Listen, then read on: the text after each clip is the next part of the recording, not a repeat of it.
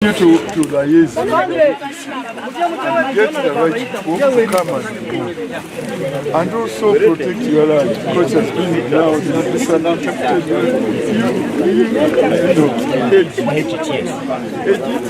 And then this and as we move, try to attempt to get who was responsible, who is behind it, arrest him and charge them accordingly.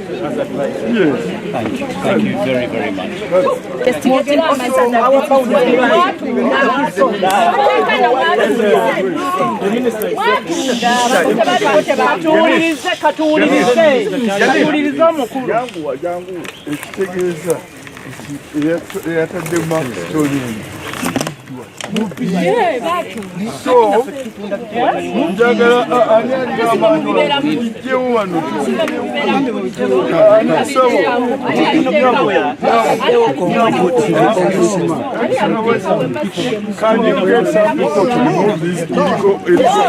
so twatya okutuuka wansi gurupu seeso zonna bweza ani atayinza okuleeta emivuyo ku ttaka ndowooza bano abapoliisi badduseewo dda wano tubakyalinawo segenda babadde obaolyawo sitaafu twandibadde tuzibajjako ensi yaffe ffenna tukole tunyweze ettaka lyaffe nyabo bitabale erinnya zibuko bitabalewo obadde wano emyaka ameka amyaka 46 abaana abazaaliddwa wano ne bakibanna bazaalibwa wano kitalo nnyo nti n'ebintu bye babikubyeko nga tubadde tetumanyi naye kati olwaleero DPC RDC waali security guruguru tewali ajja kukwata ku ttaka lyo okujjako gwe nga osazeewo okutunda ekikyo ku willing buyer willing seller olwakatonda n'ensi yange.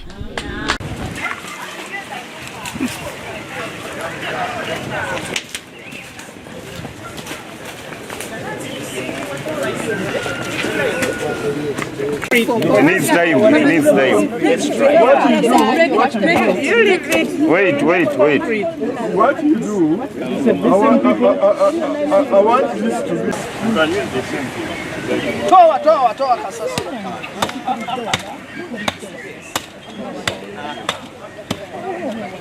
Menyera dala. Tinga bona tunabagenda. Mr. Kamoga approach my late husband. Nangamba kati nze nazika wano tata wange ate yali alibiza. Ne tumusalirako ne tugamba leta basave yabo n'abafu ne tumusalirako nakiriza bulungi ne bateka muna amayinja ngaagalaba no bulamula kati yakola abujje kati agenda yomulamba yabitaye n'amayinja n'agajja. Now, Honorable Minister, the agreement is there. Yes. Arrest him. No. The agreement is there.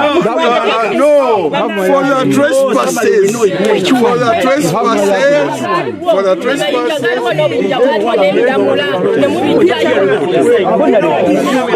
Agreement where The agreement for where he is, but where he's trespassing, there's a charge.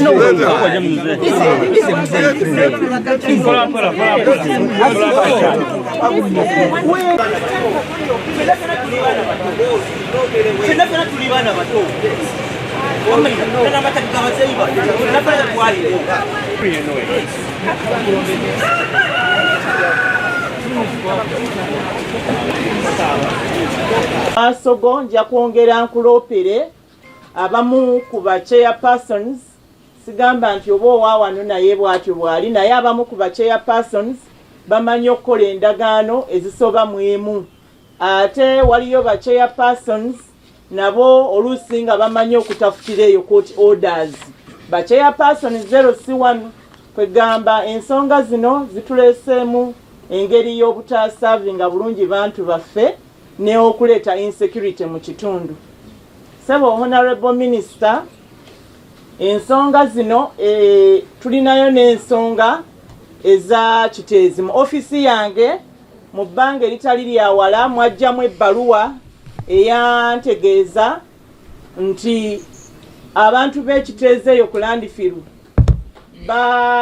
beebuuza baagala okumanya ani Land Road omutuufu owa Landfill eya Kiteezi kuba mpulidde wano famire emu ng'eyogera nti ettaka lino lyabwe litambula ne lituuka ng'eri ate erinnya eryo nalyo lyaliko mu eryo lye baakola ki lye baayogerako kati nabo famire eno naye ejja kututegeeza obanga nabo ba Land Road abaawa aba Landfill abatuufu ate ne obanga Buganda Land Board be ba Land Road kwegamba tukusaba minisita n'obuwembeefu mu kitiibwa kyo n'omukungu advisor wa president ku nsonga zino mutuyambe mutunuulire mu nsonga eyo nayo tulabe nti abantu baffe tubalungamya bulungi mu kitundu okwavoidinga insecurity n'obutonoona nsimbi za muyi wa musolo mu nsonga ezo.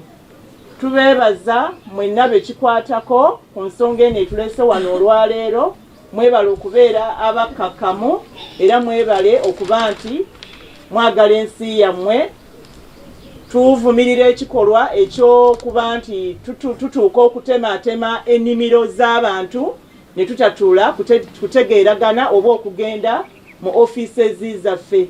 Ofiisi ya RDC omukulembeze yagisaawo si yakusasulira ssente wadde n'akatono omulyango muggule ekiseera kyonna mujje mwebuuzenga ku nsonga zonna.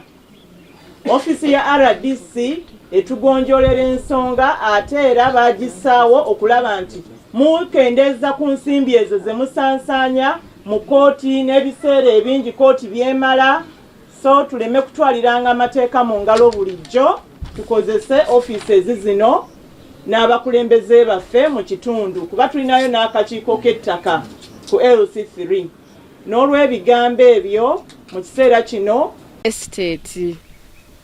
Honorable Minister, ensonga etulese wano ya plot 147 ne plot 148.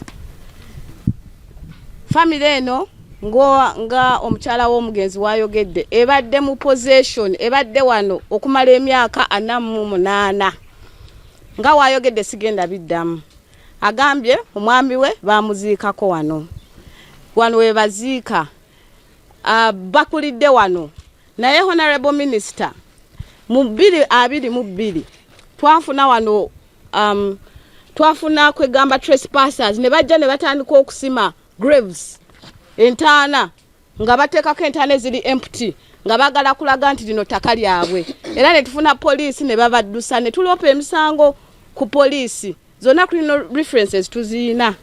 Honorable Minister twali tuloza biwedde ne bakomawo mu 2024 bazze n'amaanyi basooka tutwala wa land registry nga bagamba nti bafuna ekyapa ekikyambumbu tebalina ttaka. Bano family balina ettaka lyabwe balina ebyapa byali bya taata waabwe era ne administrator babwebiri.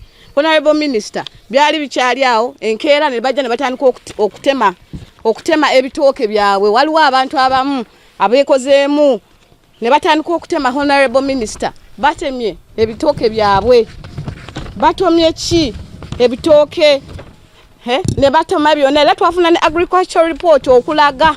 Honorable Minister nyenga kulaga farm nga weebadde kati tekyaliwo. Honorable Minister naffe kye twakola nga balooya ne mbagamba temutuula twaddukidde mu kooti ne tuwa order naye tubale tukyalawo nga batuwa order abasajja nera ne baddamu. Honorable Minister twagala buyambi nkimanyi nazzikuno abantu bebalaba ettaka nga tekuliiko bantu they use that opportunity okwesenza. Si kizibu nti bano abaami balina ettaka lingi mbu tebalikozesa nga bwe balina olikola naye tekiwa mukisa bonna abakola ebikyamu tubalopye mu kooti naye tetufunye eki sapooti. Kyova tuddukiddewo Honorable Minister tuyambe just because balina ettaka tekitegeeza nti bantu bajja kwesenzaako. Nkimanyi government ya NRM etaddewo ebintu ebyo okulaba nti people are protected. Sigamba nti bakibanja nedda, they are just unlawful who want to take over. So in brief that's what we have, Honorable Minister, and that's our request. Byonna mbirina wano. Yes, Honorable Minister. Yes, Honorable Minister. babikola ddi babikola